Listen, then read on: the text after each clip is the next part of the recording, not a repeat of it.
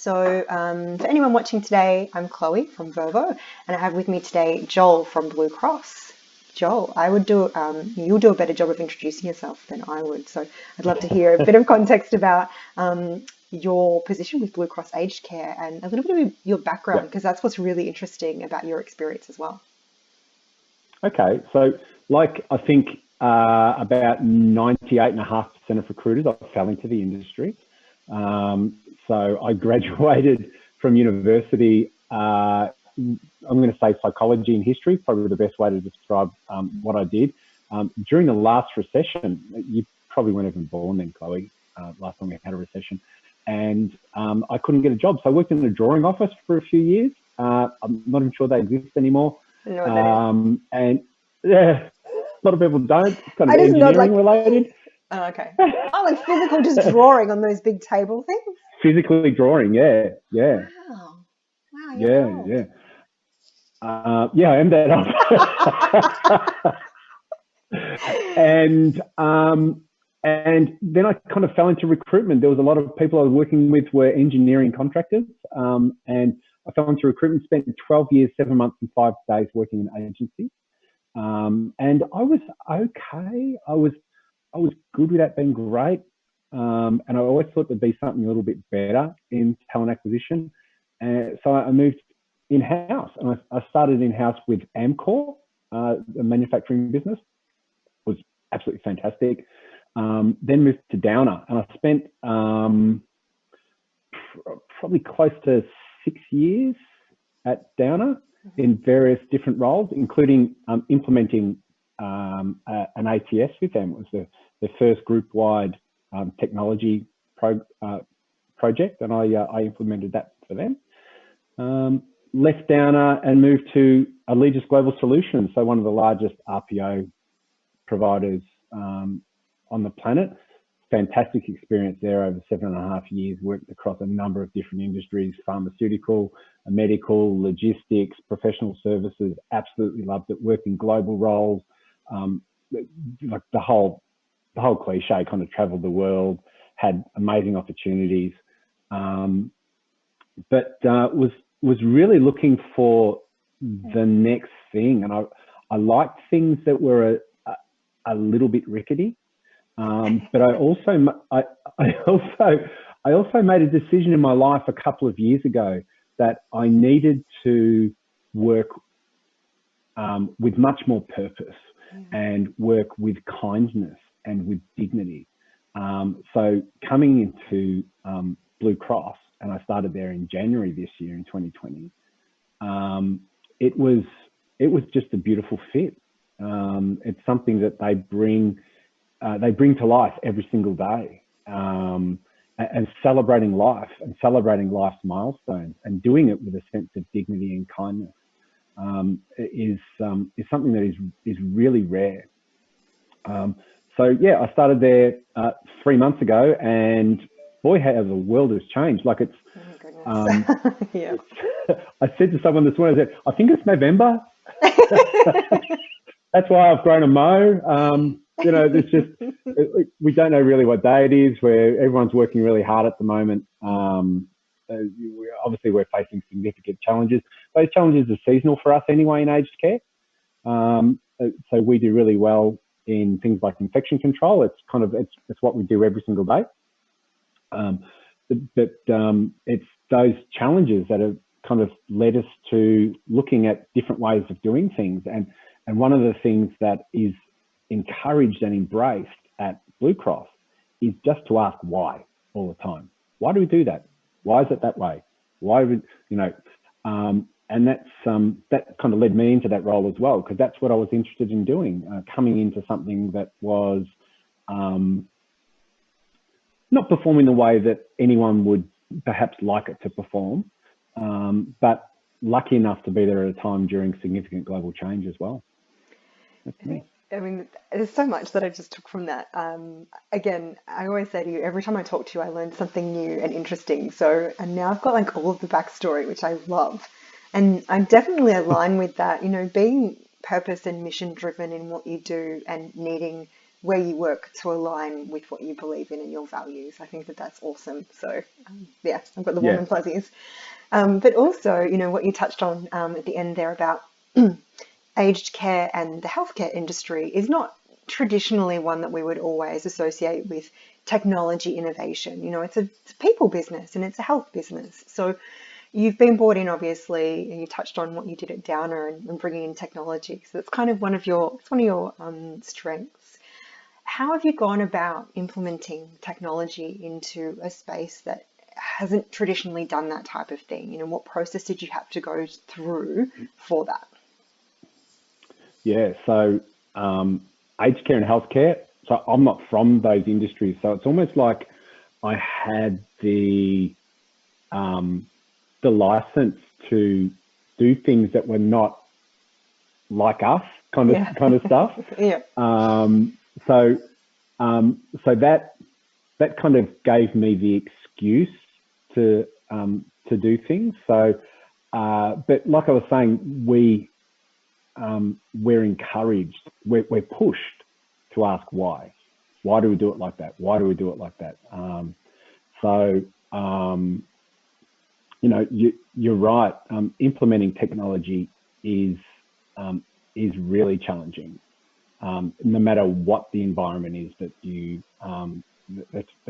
go into. But I needed something that was really effective and really efficient, and was safe, was based on facts, because we're, at the end of the day, we're still a clinical business, and we rely on numbers and science.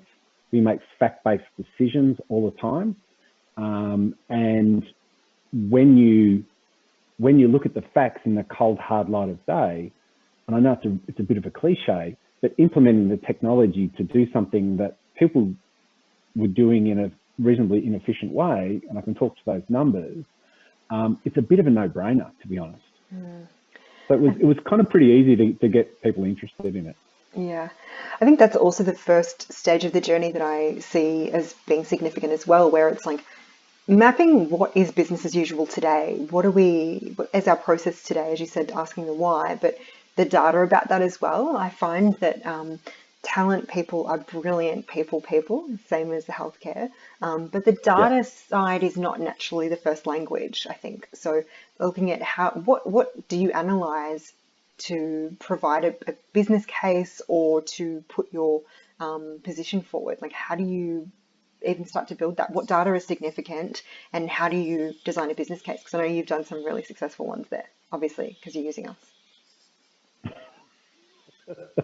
Well, your business case wrote itself, but I guess there is the assumption that talent people are no good with numbers, and I guess I probably reject that assumption, but let me qualify it.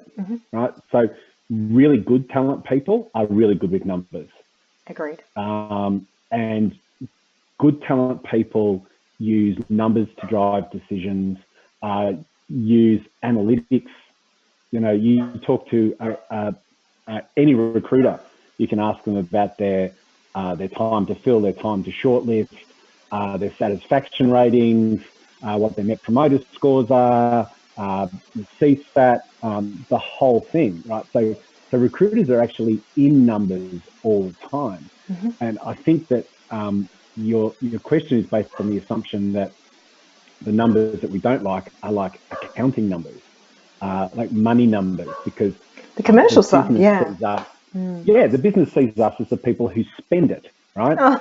So we're spending it either on agencies, or we're spending it on some pipe dream technology that's going to save the world, that recruiters implement and then just never use, and then complain that they can't find the right candidate, right? And I was one of those people as well. I actually saw that as a weakness in myself. And when I moved over to Allegis, I realised, you know, I've been in recruitment for, at that point in time, almost 20 years, and I didn't know how to read a profit and loss statement. Right? I had no idea. Like, not only did I not know how to read it, I didn't know how to use that to predict future performance. so I sat down with the finance team there, and I said to them, I'm a little embarrassed to say, guys, I don't know how to read a P&L. You're sending me this P&L every month, and I'm just filing it. What am I supposed to do with it? I learned. I asked questions. I was curious. I learned, and I think that any recruiter or any talent leader that wants to get something like this over the line, the first thing they have to do is actually understand the language of business. And the language of business is actually numbers, right? And as a recruiter, I always say, people lie, numbers don't. Yeah. Right? The numbers are the numbers. So understand the language of the business and make your finance team your friend. So once you start to understand the language that the business is talking, and then you start talking that same language as well, then all of a sudden you develop a natural credibility because you understand what they're talking about. You can respond in a way that that they also understand. You don't just answer a question like, yeah, but it's kind of cool tech. So, and I think once that you, like I was saying, once you understand that, it's relatively easy to build a business case because you just have to capture the costs of doing business. And you look at the cost of implementing a solution and what the return on investment for that is. How long is it going to take to pay that back, or how many times back over a period is it going to pay itself back? And for us, putting in Vervoe, like I said, was a no-brainer. So if I was looking at our process and the cost of our previous business as usual process, so what we used to do was advertise a job. Everything was advertised, and it was advertised once. And just say there was 300 people apply, which would be pretty typical for a carer's role. You get somewhere between 200 and 350 people applying for individual roles. Mm-hmm. So those people would then have to be manually read. They would then have to be long-listed, then phone screened, then booked into a physical assessment centre, then called to confirm that they're attending the assessment centre, then called to confirm again that they're attending the assessment centre, and 35% of them would never show up. Yep, okay. So it was really easy for me to go back to my business to say, we're advertising this many roles, it's costing us this amount of money, and by the time we get it to the end of the funnel, we were getting like 32% of people were actually being offered roles from this enormous amount of people that were coming through. And when we were advertising, we were getting the same people apply again and again and again. But we had no idea. So they were just getting screened again. It was a very, very, very, very manual process. So it was really easy for me to turn around to the business and say, we'll put in Vervoe as a tool.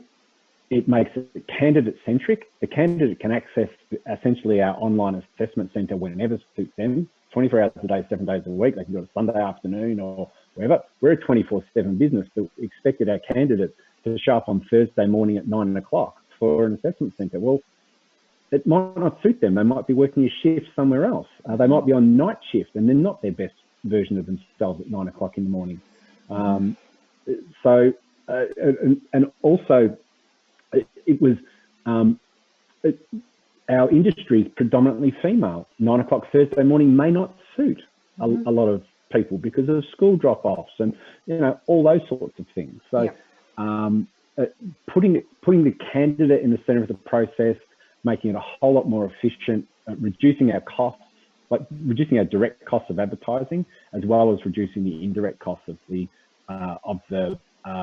people hours that we're putting into to getting just essentially a pittance of the people that were coming through. There's so many interesting bits in there as well in terms of, I think that the resource cost of the team is sometimes underestimated or missed out of, like how do we analyze efficiency and effectiveness of what we're doing? So that's an interesting one for people to pick up on.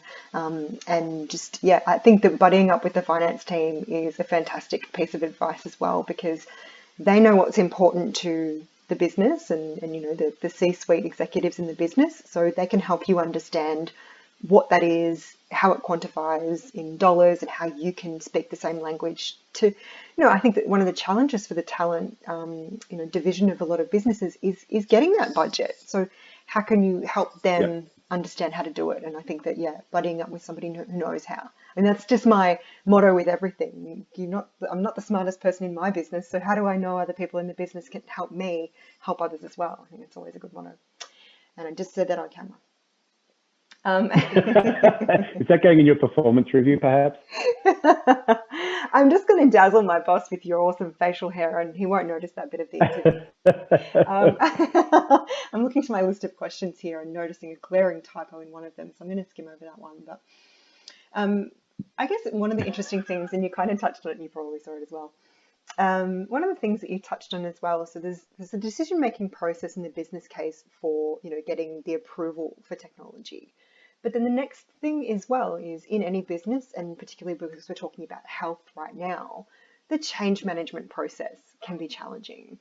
How did you approach that with your business and get them comfortable with using technology when they may be more comfortable just having those conversations and being physically in person with the candidates?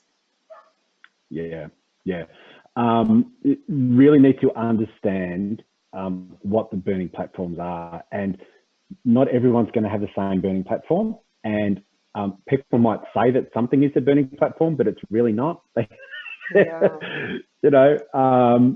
Sometimes the comfortable old way of doing things is a comfortable old way of doing things. And, for some people, it's, so when I'll talk about what I actually did. So what I did when I first got to BlueCross was do a voice of the customer. Mm-hmm. So I phoned not all of our leaders, but a lot of them, and I asked them a series of questions about essentially what talent acquisition needed to start doing, stop doing, continue doing. And there was a clear burning platform. Some of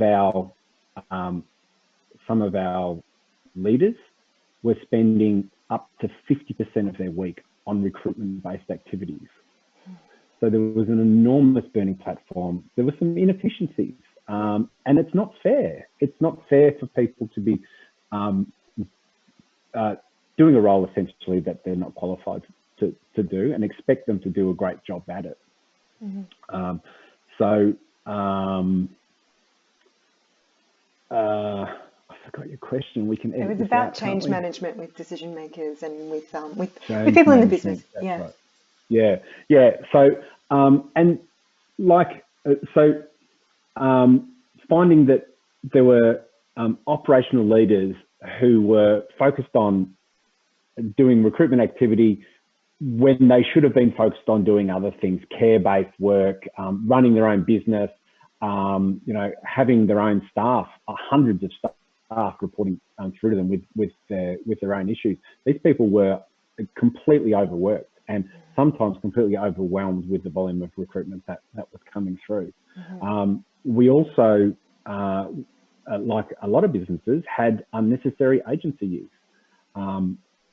I'm not going to say the company where I was at, but I did some research on a company that I was working with, and I found that they had spent $12 million a year using agencies to recruit people who had previously worked for them. So sometimes they were people that were working for a division of the company, and a recruiter moved them from one division of the company to the other, and the other business paid a recruitment fee. Right? That's terrible. So again, once you understand the numbers, you understand what the burning platform is. Yeah. So for the accountants, that's a burning platform. Mm-hmm. Right, to say, we're spending $12 million, it's completely unnecessary.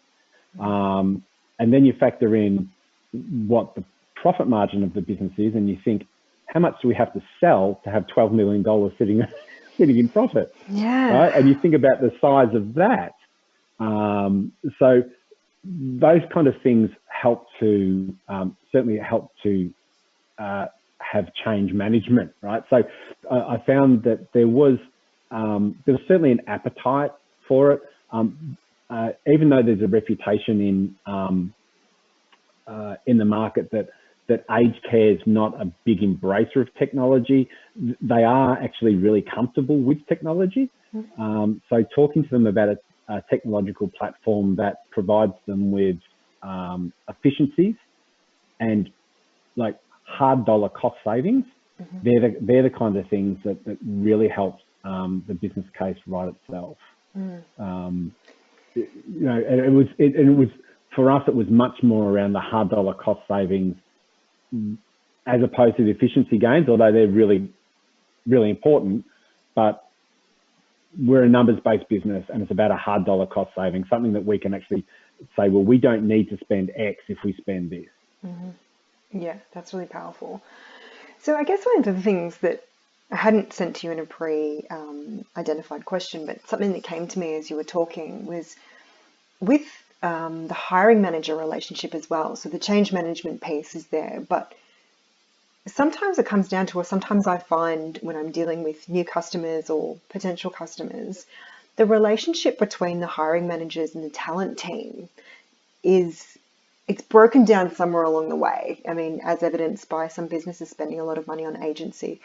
Absolutely nothing against agency. I think you and I both believe, agencies are fantastic. Exactly. We rely heavily on our agency partners, and we love them. We've got really strong working relationships. Awesome. You've got that nice little endorsement. I appreciate that because, I also agree with you.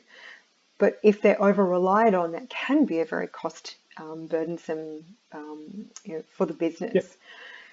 So how have you worked with the hiring managers, to make sure that trusting relationship is there, or that they can trust the decisions that your team or your technology is making? What's your advice on how to work on those relationships? I'm going to tap into your psychology background that you mentioned before from your education. You can't use my education against me. But you've got the glasses and the mo, like you look like an academic. There's been a lot of whiskey under the bridge since then. That's okay. So based on experience, I mean, I think we've all worked with businesses that have had those strained relationships between, the recruitment team and the hiring managers, because hiring managers know their team and they know, or they think they know what they need or they want, and it can be hard to communicate that to talent or whatever. So, what are some key things that can help have a positive impact on the relationship between hiring managers and talent? Yeah. So I think that the worst thing you can do as a talent leader is to force your hiring managers to do anything. So recruitment is one of those.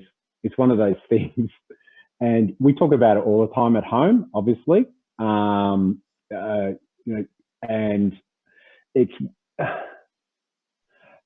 recruitment's one of those things that it seems as though everyone in a business has an opinion on how they can do your job better than you can do your job.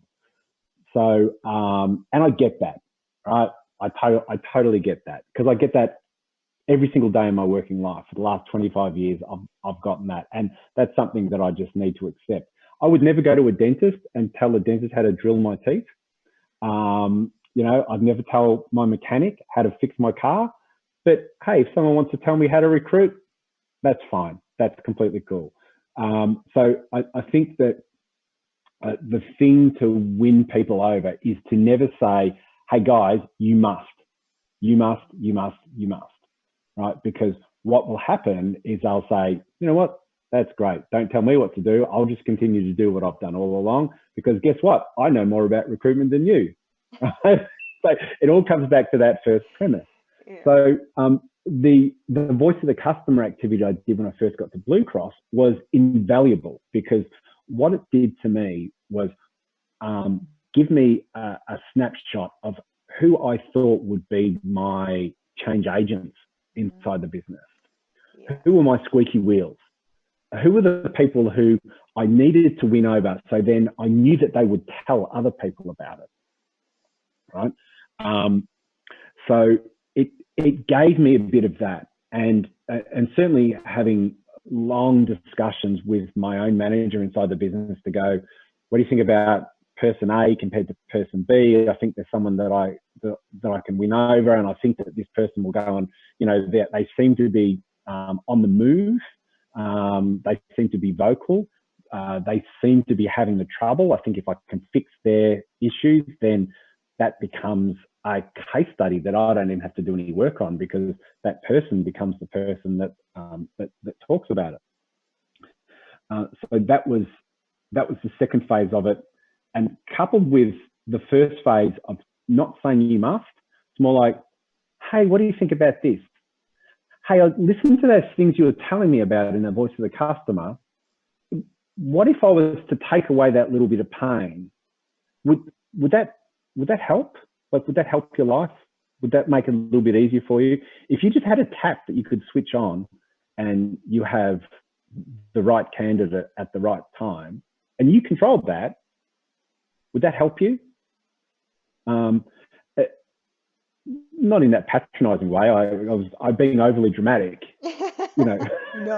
for the purposes of of making the point. But combining both of those things enabled me to. So inside our business, we don't talk about the tool or the system. I have hiring managers talk about Vervoe. Put this candidate through Vervoe. Oh, this candidate rang me. They sound really good. Can you put them through Vervoe for me? Oh, I love that. The sorts of discussions that we're now having. And what are we? 3, 4 weeks, 5 weeks into it? Like it's really fast, and that's what I needed as well. I needed quick wins. Like, I could not go in and promise that I was going to change this horribly manual process into something that was sleek and easy and simple without having a quick win. And that's what Vervoe allowed me to have as well. So the squeaky wheel have gotten the quick win. And some people that were very kind of, folding their arms. I dare you to fix my problem. and now talking about how it's working for them, which is fantastic. I think that, I'm so thrilled to hear that endorsement, and it does speak to, yes, Vervoe's technology is incredible, and I'm so glad that you can see that. But it's also an endorsement of, as you said, speaking to those hiring managers to understand what they identify their problems as, and getting that buy-in with them to get them to acknowledge what might help them. So I think that's it's a team win there, which I love. So congratulations and awesome work. We might keep you around. So one of the things, I guess you've mentioned it there, and I'm just making sure I'm onto my appropriate question. On that note of, now you've got the hiring managers saying, use, Vervoe this person, basically. How are you then, besides those endorsements or those anecdotal messages from hiring managers, if it's not even Vervoe, if it's any sort of technology, and ideally it's Vervoe, how do you prove that technology change, and how do you prove that it's working? It goes back to the business case.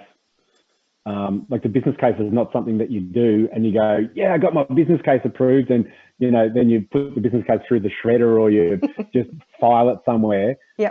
It's coming back to that business case. It's revisiting that business case, not even at the end, but constantly. This is where we're at. We're getting this result earlier. Oh, we haven't got this result yet. This hasn't quite worked for us. Or we just need to tweak this. So it's reporting successes. Absolutely. Mm-hmm. And I think one of the really good things about BlueCross and being a clinical business, it is what it is, right? It just is everything is what it is. So if something's a success, that's great. If something needs improvement, that's great. Part of asking why all the time, you ask it in a way. I always say you need to ask why with a curious mind and an open heart, right? So that means that you don't go into those asking why questions with blame on your mind, right? it's about making it better. It's about making it the situation better for people. But to understand whether something's working, it goes back to the original business case. It's about numbers. It has to be about numbers. It can't be because it's pretty. Mm-hmm. It's still a business. That's really helpful. There's so many pieces of advice that I wish that I had earlier on in my career. So thank you. And on that note, it comes to kind of, I guess, one of my final questions, which is, in this space, with your cumulative experience and with what you're going through with BlueCross at the moment, what advice do you have for other people in this talent space? Navigating this way. I mean, I've been talking to some people today about we're seeing through some of our clients that their candidate volumes are 4 and 6 times what they might normally see. That's only one sort of, I guess, side effect of what's happening. But for you, what advice do you have for people in talent right now? I think the environment at the moment, so the environment generally is desperately sad. And I think that we need to acknowledge that. And there's a lot of people that, so I worked from home for a couple of years before this. So working remotely for me is completely normal. But I totally get that for some people it isn't. And it's okay. It's okay to be feeling a little bit off kilter. But I think that the best advice I can give for talent leaders right now is now's not the time to batten down the hatches. Right? It's actually not the time to do that. Now's the time to change it up as quickly as you can. It's a great excuse to make some really big efficiency gains in your business. And if you've done those things like make your finance partner your best friend in the business, you can actually get ahead of that change. Because even if we all went back to the office tomorrow, right? Someone waved a magic wand and everything was fine and we all went back to the office tomorrow. Mm-hmm. Our economy is going to be hurting for a long time. It's going to take a long time to restart this, right? Get ahead of those challenges that you're going to be asked to deliver as a talent leader. Understand the numbers in your business. Make those changes now, so you're actually bringing them to the business rather than the business asking you to react. You're being really proactive and saying, hey, we can do this right now. This is a great opportunity right now to make this change, and it's going to save us this. Like in a year, we're going to look like this. We're going to be so much more efficient. So when it comes time to switch back on, everyone else switched on. We've been on for 6 months, right? And we're moving ahead, and we're getting access to the best talent before everyone else is still in bed. And we've started those conversations. We've got efficiencies. We've driven efficiencies through our process. It may or may not be implementing a tool. For us, it is, as well as driving efficiencies through our entire process. That's the advice. Give you the opportunity to actually bring some of those changes to the table rather than be on the back foot when you have a CFO or someone from the accounting team say, who's this talent acquisition team and what do they actually do for us anyway? You never want to hear a question like that. Absolutely. That's so insightful. Thank you so much. Thank you very, very much for your time today. I literally enjoy every time we have a catch up. I learn something new, maybe about you personally, maybe something about you professionally, maybe something I shouldn't. Thanks for the catering too. The water I have in my bowl is fantastic.